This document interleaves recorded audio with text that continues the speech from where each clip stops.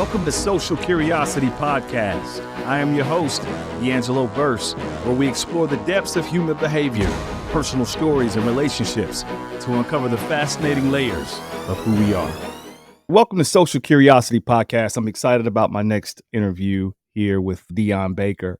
I'm always surprised about how life can sometimes take you on a journey, a ripple effect that can cause other ripple effects, and that can become quite sticky and meaningful in life, right? And so this next gentleman I met about 12 years ago at a dumpster, at a garbage can.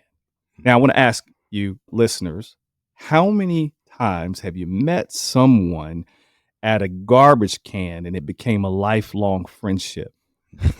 Well, this is the reality here. And not only that, it's a friendship, it's a family ship, because his family is connected to my family. His children are connected to my children. And so I want to introduce you to Dion Baker. Now, Dion Baker is a seasoned operational excellence professional with 2 decades of multi-industry experience spanning from federal government, entrepreneurship, manufacturing, and banking. A certified Lean Six Sigma master black belt, inventor, data analyst, and business process architect. Hey, gum, brother, we like Elon Musk up in here, right? All right, Dion founded OpEx Future to reshape organizational performance through fresh perspectives, bold challenges to the status quo, and practical applications of generative AI. Driven by a commitment to human-centric improvement, Dion leverages his expertise to foster human excellence far beyond business outcomes. Ladies and gentlemen, I want you to welcome Dion Baker to the show. Welcome to the show, Dion. Yeah, great to be here, D, man. Appreciate the time, and thanks for having me on as a guest. This is great to be a part of the Social Curiosity Podcast here to partake in this. It's great stuff. How about that dumpster experience, the social curiosity behind that?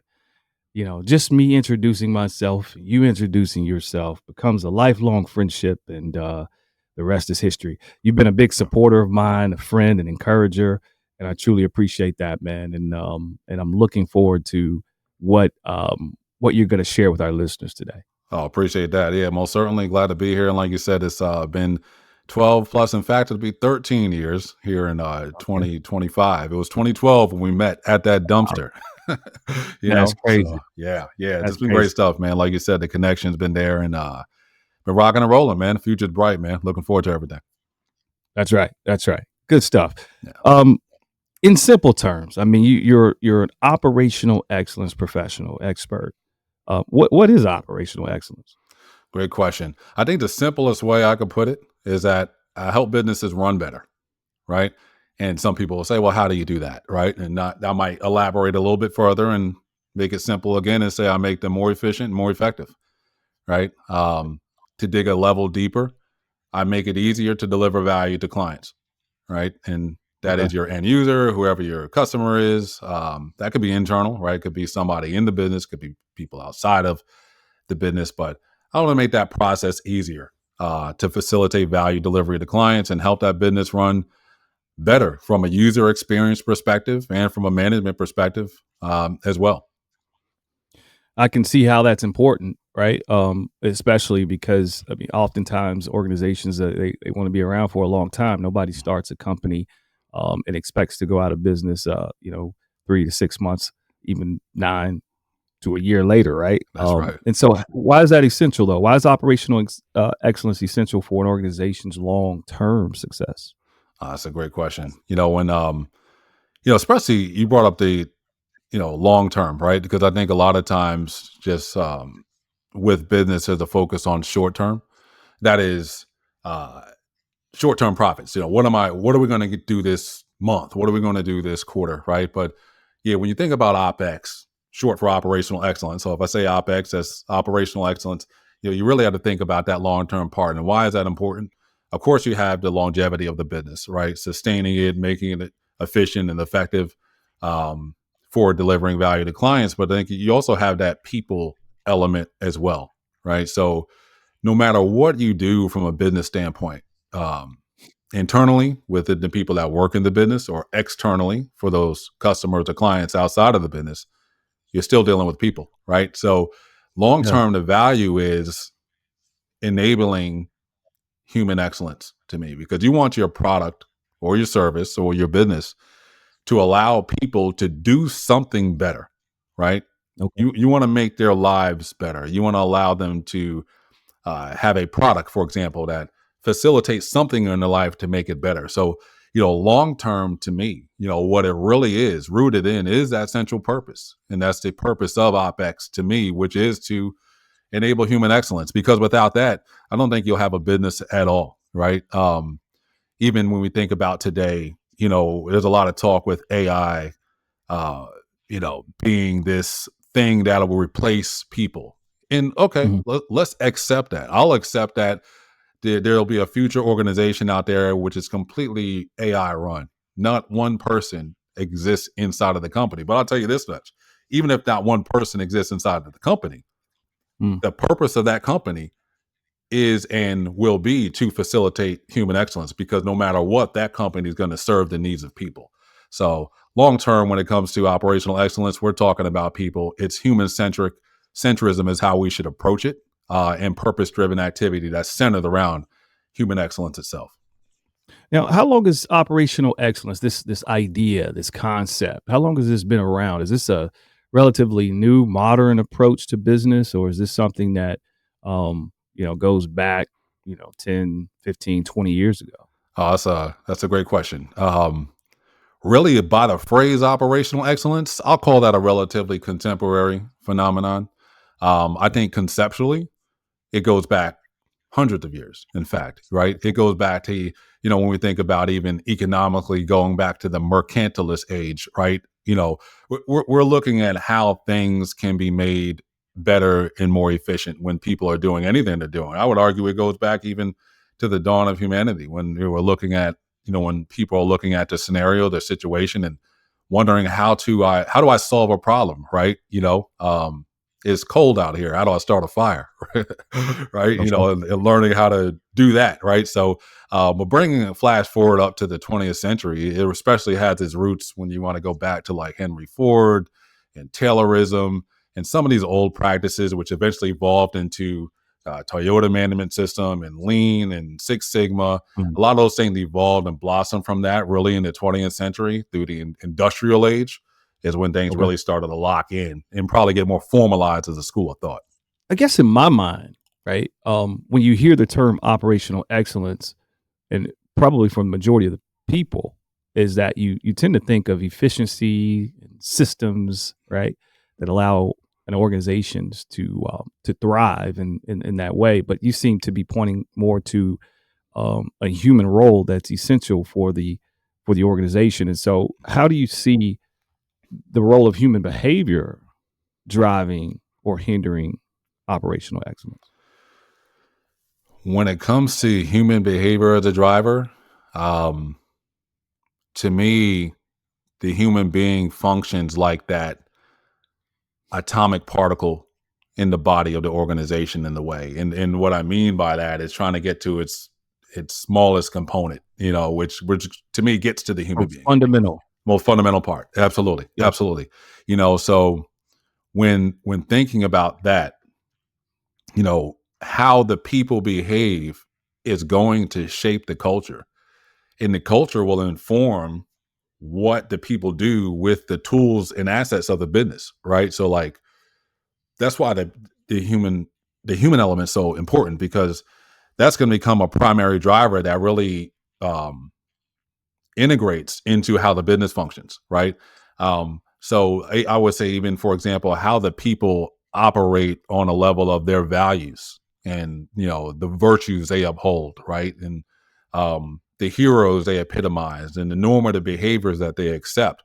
Those are human things, and those things itself are going to aggregate to affect how they collectively even view their resources, which one could call that objective, right? That thing is the thing. What you do with what you do with a computer is still a computer, but what you do with that computer is going to be culturally informed as well, right? So, and that's all born from people. And the things you do and yield from that are going to lead to innovation, lead to those solutions, lead to that value delivery, lead to different ways for how you operate a process more efficiently, more effectively, right? So the human element really gives birth to the rest. And I think that's where we should all start. So let's bring this down a level Mhm. for our listeners, right? Mhm. In terms of driving or hindering operational excellence, let's think about some aspects that people either do or don't do, right? That either drive or hinder operational excellence. Can you think of any? Things that they do or don't do that drive or hinder? Yeah. Yeah. I like to think about some examples so that our listeners have a clear understanding of the human aspect within operational excellence. Yeah. It's I say one of the things that people can do, let's get to something that can hinder, and then also how that same hindrance could be a Cool. driver. Yeah. Right. Yeah. So one of the things that people could do that hinder is they don't tap the intellectual capital of their people, right? Their solution orientation, their innovativeness, right? and part of the times like that happens because they're not facilitating the relationship dynamic, or and they're not facilitating the communication dynamics with the people in order to get the level of trust where people will even divulge their input. Sometimes you have organizations, right, where like I'll just say subordinates and management, if I'll put it at that tier, right? The subordinates don't trust management and management doesn't trust the subordinates, right? So when it comes to trust, it's completely eroded in this space. Yeah, people will do their job, but that's pretty much it. They'll clock Okay. in and clock out. But when you can foster a mesh of trust between these two layers, what you end up with is the ability for that network to become more interactive and more communicative. And oftentimes those communications, that's when the ideas start flowing and you have that dynamic of exchange between the two. And then once you have that, right, that prior hindrance, the lack of trust, the lack of actual relationships with the people, Okay. can actually become an asset. So that's when communication can be a hindrance, right? When the lack thereof, and now it could become a driver, right? So we're now, all right, once you have that, you can facilitate innovation with the people, right? You can get those communication dynamics and start to facilitate growth and solution orientation and start to get people's intellectual capital adding value to providing value to the clients as well.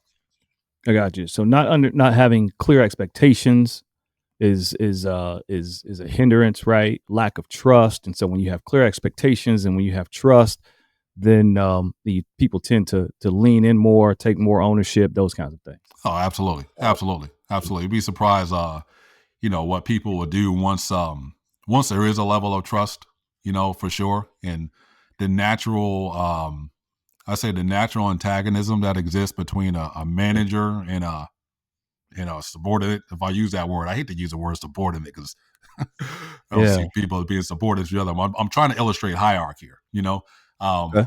but to me, there's a natural antagonism between this layer of authority and those who report to it, right? And you or myself as a manager, is our responsibility to break the ice with that and help facilitate a space that allows people to be comfortable in divulging um, their ideas and their input, and providing not just their physical capital for what they can do physically on a job or even at the base level from an intellectual standpoint, but really tapping their intellectual capital for who they are as a person. Because you'll find that, individual people, each of us has different skill sets, different dispositions. And it's like a team, right? You got to figure out, okay, how this person play, right? You as a coach, how does this person play? Does he like Yeah. to? Is he better suited as a wide receiver or a running back? Right. And you just kind of check his game, check his body style, how he moves, and that's what we have to do as managers too, right? You can't just say, "Oh, get over there, go do that," and expect people to fall in line. You got to tap the talent, and I think really great managers tap the talent, and by tapping the talent in a business space, oftentimes that talent is there's an intellectual contribution that's most valuable from the people, and they can deliver that to help provide solutions for OpEx. All right. So yeah, being inquisitive, exploring people's motivations, right? And things of that nature. And so there's this intersection between human significance and organizational success, right? Like I Mhm. think people have an innate need to feel like their work matters, right? And so if they feel like their work doesn't matter, then there's the distrust, there's all the things that you just mentioned, and you don't tap into that collective work, collective motivation or excellence and that kind of thing, right? But 100%. so then how does recognizing human significance contribute to operational excellence rather than work against it? Like, well, what can leaders do to understand and to recognize human significance so that they can contribute to operational excellence? Great question. I say what they can do is to implement systems that are transparent and developed for the purpose of building that type of culture and facilitating innovation. I'll give you an example. Okay. When I was in a management role in manufacturing, right? Like, so we had a lot of experience on the floor with personnel, people that are very skilled at what they did. But what I found was that there was a level of fear, which led to a lack of communication between them and, you know, bypassing that mesh I described to me as a manager, right? So there was a resistance to communicating some things because they really didn't feel like it was going to go anywhere, right? Like, all right, I can say something to management, but it's going to fall on deaf ears, right? There's no accountability in the management. They'll do what they want to do, right? So one of the things I did systemically, and this is what leaders can do, right? Implement systems and tools that are transparent to help facilitate innovation. So one of the Okay. things I did was I created what's known as the Kanban board, and I put this in my office. I made a big whiteboard. I think it was like a 4x6 whiteboard, took up the whole side of the wall there. And what I did was I created different lanes and workflows. A Kanban board, for those that know what that is, it shows how things progress from one part of the workflow to another. And I would take input that I would get from people that work the floor and anybody, right? Even ideas I Yeah. came up with, and I would put it on a yellow sticky note, you know, on this Kanban board. And what that did was it took those ideas, which were originally, right, locked up in somebody's head, right? But thanks to the communication dynamic, we were able to get them out of people's heads into a sticky note, right? And now, because it's now public, a sticky note, we made it public on that board there. And by doing so, did a couple things, did several things. One, it showed that we acknowledge them, right? It showed that their ideas are significant, right? I'm not just going to let it blow off into the ether. Instead, I'm going to capture that and take the time to document it, right? So we put that out there. One, two, once it's up there on that board and I put a date on it, right? It's now publicly known, right? And they can now hold me accountable and say, "Hey, Dion, what's going on with this one idea I had? I had this idea to make this aspect of the job safer, and I don't see it moving through the process here.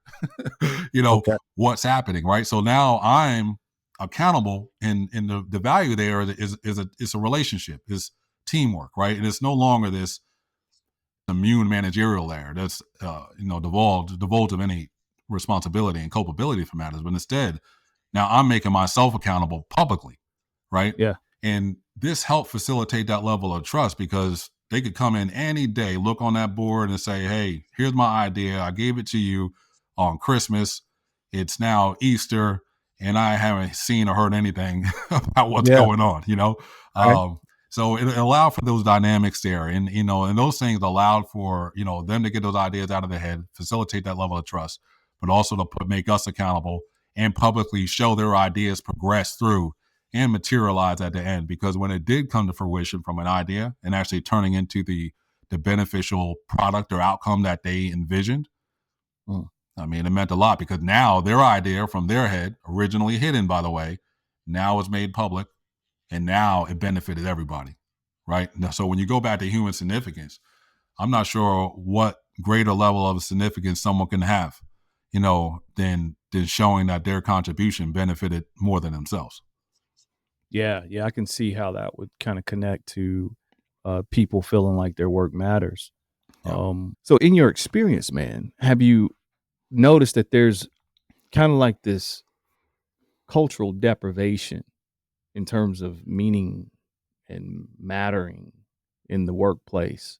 I guess in my mind, this is probably not necessarily indicative of what operational excellence is by the book, Mhm. right? Yeah. Some of this is probably your own ideas and thoughts infused into what operational excellence should be. I mean, correct me if I'm wrong, Yeah. right? Based on certain premises, right? And so, in your opinion, do you believe that there's a deprivation in terms of people feeling like their work matters, feeling significant, right, within the corporate environment? I was talking to somebody recently who felt like they didn't want to go back to corporate. And Mhm. I mean, they gave me a definition of corporate too. It's like corporate is, something like it serves itself for itself and all that thing, right? And so these ideas and these thoughts are coming from somewhere. Is this kind of like the general landscape? I think it's I think it is one of those things where it is a general landscape. And I think that ties itself to, the classic approach to business and even operational excellence, like you mentioned, to where it's all about business efficiency and business effectiveness, right? Saving money, right? Making money, right? These quantified aspects, overlooking the qualified elements that impact the business, right? This is all soft stuff. This is all, Okay. the soft Yeah. skills, right? This stuff doesn't Right. matter. You know what I mean? That kind of thing. If Okay. it doesn't make money, not realizing that, these air quotes soft things are enablers of hard results, right? Because a business that's mismanaged due to poor people interactions, is a business that translates that mismanagement to hard numbers.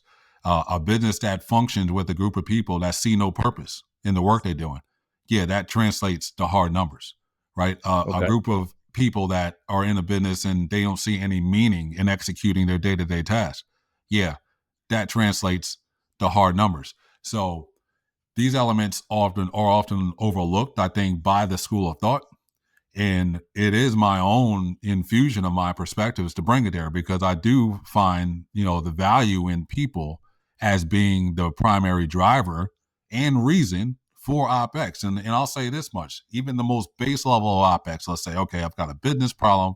We want to solve this business problem to make the business function better, right? Well, how did you find out about that business problem, right? It's probably people, right? People are executing the process that's taking place. And when you make that business process better, well, you're making that process better for people. Now, you can look at that in several ways. Let's just say two ways. Let's create a dichotomy between the two. I made this process better. Okay, I made this process better and saved $500,000, All right. right? I made the process better, and I saved 10 hours of work. That's it. Boom. Well, okay. That's great to quantify, but most of the time, that's exactly where we stop. Not All right. So I'm realize. seeing this. I'm seeing this. This light bulb just went off. Right. So, business quantity over relational quality. Is that what's going on? I would say Social quality. Right. absolutely, absolutely, absolutely. Because that lack of social quality, that's the gap between business leaders and those in these hierarchical roles finding out how their people function, right? Finding out the purpose, the meaning, tapping into their team in that way, right? If you think you're just going to throw directives down, like Zeus on the mountaintop with lightning bolts, that's Mhm. not going to work, right? It'll get things done. Don't get me wrong, you know. Okay. But when you really want to find out and you really want to create an organization that's really fully functioning and operationally excellent, you're going to have to tap the skill sets of the people and function more like I used the analogy earlier of a sports coach, right? You're going to have to think like Mhm. a sports coach, a talent manager, not just a Yeah, task manager, a talent manager, right? I get you. So So yeah, we're gonna have to tap into the intrinsic motivation of people, and not be purely extrinsically motivated and dangling carrots and rewards and those kinds of things, right? We want to tap into that intrinsic motivation. So this leads us right to the next point. How can organizations create a culture that balances efficiency with meaning, right? Those two are not mutually exclusive, right? So we can have efficiency, but we can also have meaning so that we can ensure that people feel valued while also maintaining high performance, right? Mm. So we're not going to part the Red Sea of business quantity and social quality. Somehow, some way, we got to bring those things together, right? How Yeah. do we do that? Yeah, it's got to come from the top down, right? And I say that, and it also needs to come from the bottom up. But here's why I say the top down, especially because in the corporate landscape, right? You mentioned a friend of yours kind of defining the corporate animal. You often dealing with these hierarchies, right? And just by nature of the culture, it's a top down culture, right? And it's one of those things. Well, if more often than not, that if so and so above me doesn't give the green light, then I'm not going, right? So the business leaders, which I'm broadly referring to the population of managers and executives, need to take it upon themselves to break that ice. They need to take it upon themselves to give that green light, to make it okay, or better than okay, to substantiate it as a pillar of the culture, as an expectation for their managers to uphold and how they execute the work with the people that they have. Now, going to the bottom up approach. Well, If yeah, before you do that, go for it. what if I'm on the chopping block because of this business quantity that is not taking place positively, right? Like, I mean, sometimes it's just like, man, I got to meet these numbers, right? Yeah, yeah. You're telling me I got to do this myself and make the decision to do this myself, but this may cost me, right? This may cost me my job. Also, I may fail. They may fail, right? And so speak a little bit about that. I mean, is there a risk? And then should I be willing to take that risk? I think you should be willing to take that risk. And I also think that, like what you illustrated, sounded almost like a piston relationship between the two. Like if I push one, I pull the other, right? Yeah. And I Yeah. don't think they're mutually exclusive. I think Okay. you can do both. Absolutely. You can do both very well, even if you got to hit the numbers, right? Having that numerical goal, let's just say, that's fine. It's a business, got to make money. Got it. All right. So that should be something that the team you're working with, the people, whoever your group is, right? People reporting to you or whomever, they should know these things. This comes back to clarity as well, right? Because one of the ways that you'll help facilitate this team dynamic is clarity, right? Giving people clarity of purpose to know why, not just me finding out why you're here, but you need to find out why we're here. You know what I Okay. mean? Why does this space that you're in exist? Right? What are we here for? What are we here to execute? Right? It's just like I used a sports analogy earlier of a football team or any team. Right? A player is going to step into a coach that already exists. They're going to step into a system that already exists, and upon coming in there, you should know exactly what that system is oriented to.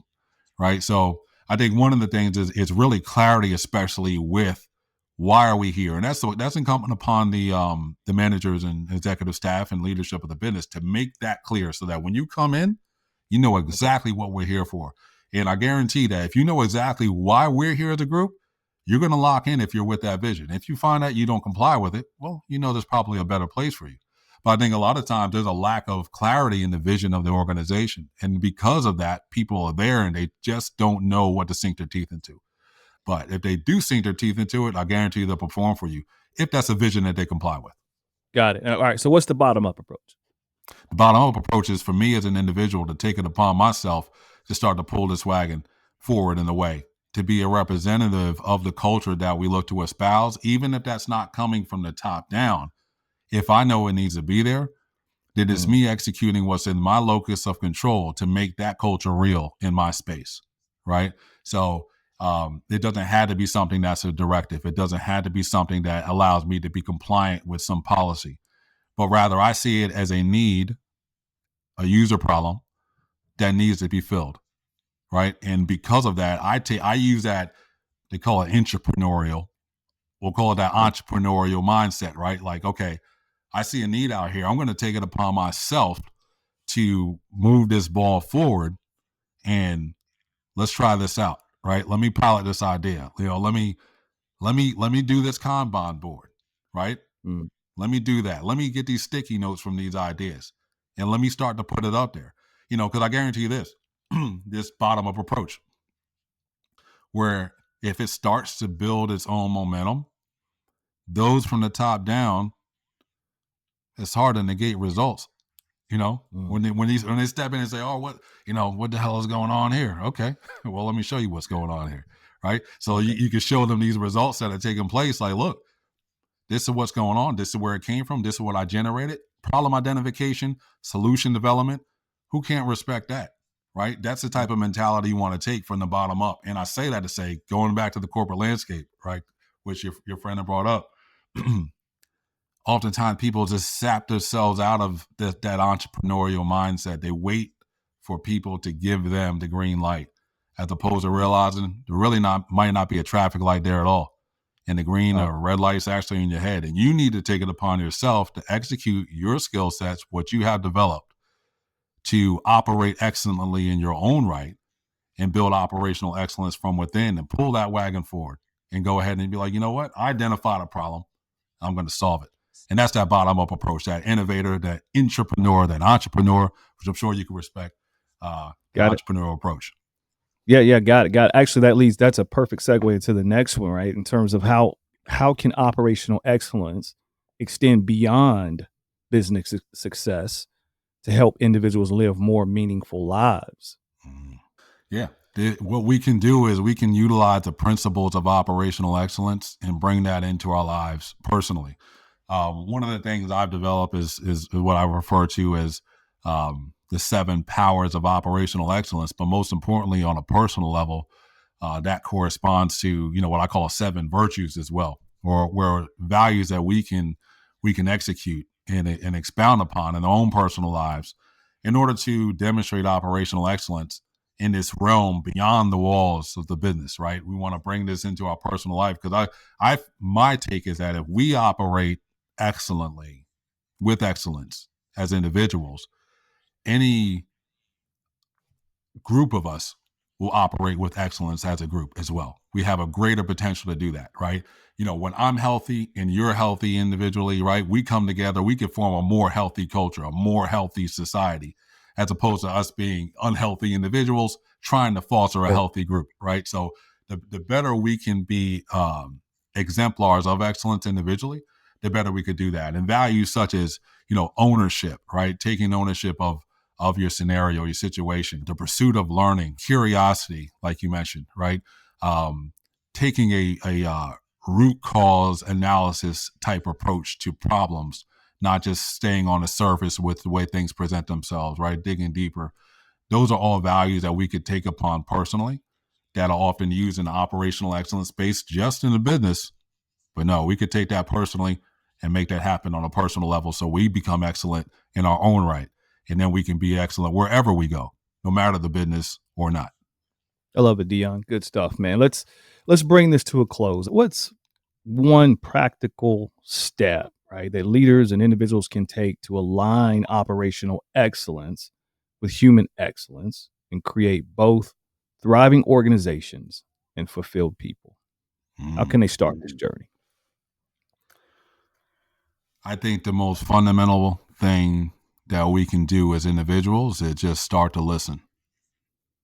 And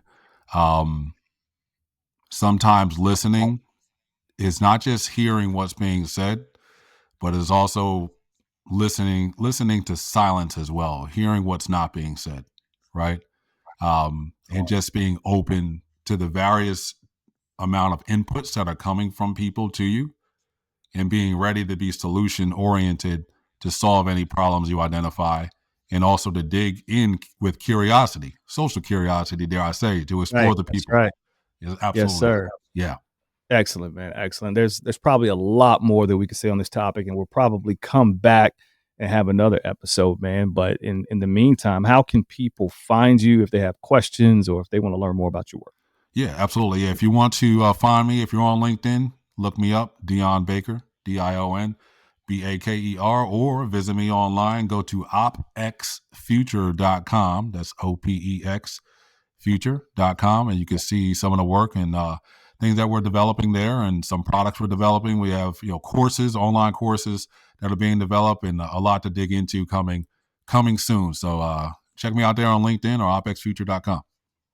Yes, sir. Yes, sir. Dion, thank you for your time, man. I do not take it for granted. I appreciate it, man. I know that you're even though you're a friend, you're still busy, right? You got those Elon Musk hours or something. You know what I mean? All right. Until next time, guys, stay socially curious. Peace. Peace.